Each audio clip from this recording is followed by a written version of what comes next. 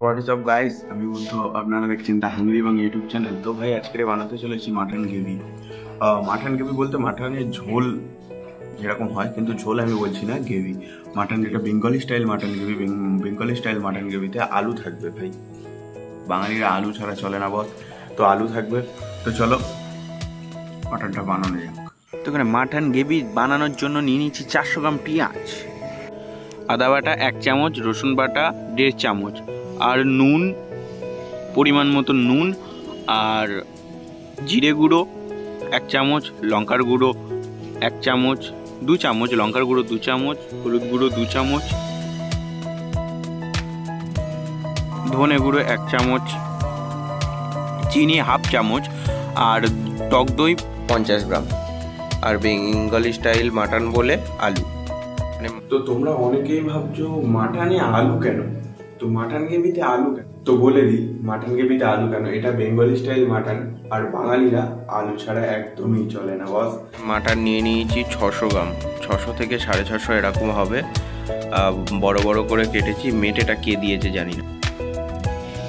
তো কচি পাঁঠার মাংসটা প্রেসার কুকারে রান্না করব। তো কুকারে প্রথমে দিয়ে দিচ্ছি তেল, পরিমাণ মতন তেল দিয়ে দেবো। তারপরে নেক্সট কাজ হচ্ছে আমাদের গোটা মশলা দেওয়া। তেলেতে দিয়ে দেবো তেজপাতা, ছোটো এলাচ, বড় এলাচ, লবঙ্গ, এলাচ, দারচিনি। তেলের হালকা করে ভেজে নিয়ে এর ওপরে পেঁয়াজটা দিয়ে দেবো। 400 গ্রাম পেঁয়াজ ভালো করে ভেজে নেব। পেঁয়াজটা একটুখানি নরম নরম হলে, দেখতে পাচ্ছ পেঁয়াজটা একটু গলন গলন হয়ে গেছে, এরপর চিনিটা দিয়ে দেবো। তো চিনিটা দেওয়ার পরে একটু নেড়ে চেড়ে নেবো। এরপর আমরা দিয়ে দেবো রসুন বাটা। রসুনটা দেওয়ার পরে একটুখানি নেড়ে চেড়ে নেবো, যাতে রসুনের যে কাঁচা গন্ধটা আস্তে আস্তে চলে যায়। নেক্সট কাজ হচ্ছে টমেটো কুচি। টমেটো কুচিটা দিয়ে দেবো। টমেটো কুচি দেওয়ার পরে একটুখানি নেড়ে চেড়ে নেবো, যাতে টমেটোটা গলে যায়। এরপর আদা বাটাটা দিয়ে দেবো। আদা বাটাটা দিয়ে কিছুক্ষণ একটুখানি নেড়ে চেড়ে নিয়ে তারপর দিয়ে দেবো লঙ্কার গুঁড়ো, তারপরে দিয়ে দেবো হলুদ গুঁড়ো। লঙ্কার গুঁড়ো আর হলুদ গুঁড়ো মেশানোর পরে এর সাথে অ্যাড করে দেবো নুন। নুনটা দিয়ে ভালো করে নেড়ে চেড়ে নেবো। নেওয়ার পরে দিয়ে দেবো জিরে গুঁড়ো। জিরে গুঁড়ো দিয়ে নেড়ে চেড়ে নিয়ে দিয়ে দেবো ধনে গুঁড়ো। সব মশলা একসাথে মাখিয়ে নেবো। এই মশলাটার সাথে পেঁয়াজ, আদা, রসুনের সাথে মাখিয়ে নেবো। দিয়ে দেবো একটু কাশ্মীরি লঙ্কার গুঁড়ো, দিয়ে ভালো করে মশলাটা মাখিয়ে নেবো। আর যেটা মেন পার্ট হচ্ছে টক দই, টক দইটা দিয়ে দেবো।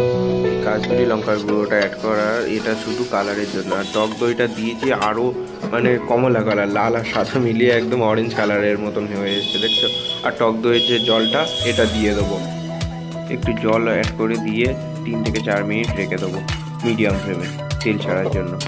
মশলা থেকে তেল ছেড়ে গেলে মাটনটা দিয়ে দেবো। তো দেখতে পাচ্ছ 3 থেকে 4 মিনিট হয়ে গেছে, তেল ছেড়ে দিয়েছে। প্রেসার কুকারের ভিতরে ঢুকিয়ে দিয়েছি ফোন গরম হয়ে গেছে। তো মাটনটা অ্যাড করে দেবো।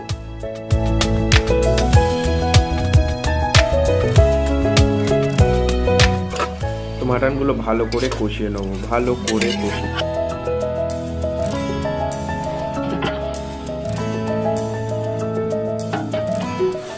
মাটনগুলো এমনভাবে কষাবো যাতে মশলাগুলো মাটনের ভিতরে ঢুকে যায়, ভালো করে কষাবো।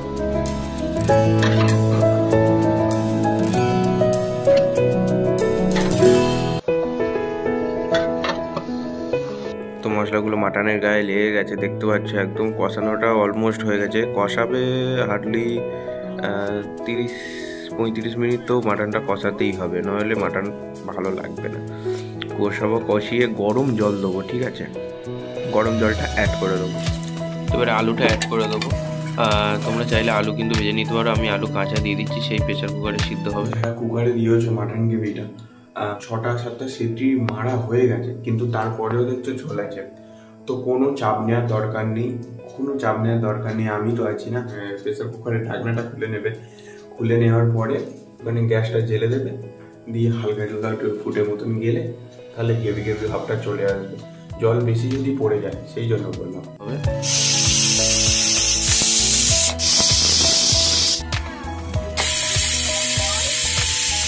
তো 6-7টা সিটি পড়ে গেছে, তো ঢাকনাটা খুলে নেবো। ও হো, দেখতে পাচ্ছ, দেখো গাইস, বুক বুক বুক বুক করে ফুটছে।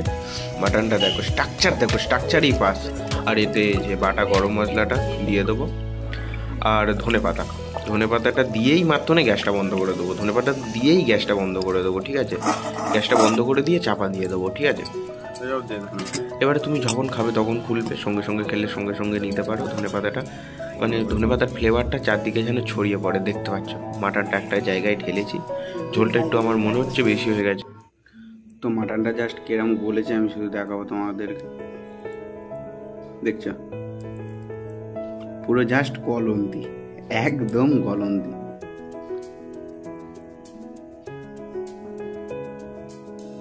ভিডিওটা ভালো লাগলে অবশ্যই করে লাইক করবে, ভিডিওটা ভালো না লাগলে তো অবশ্যই করে ডিসলাইক করবে, আর চ্যানেলটা সাবস্ক্রাইব করবে, বাধ্যতামূলক নয়। চলো দেখা হবে অন্য কোনো ভিডিওতে, অন্য কোনো রেসিপি।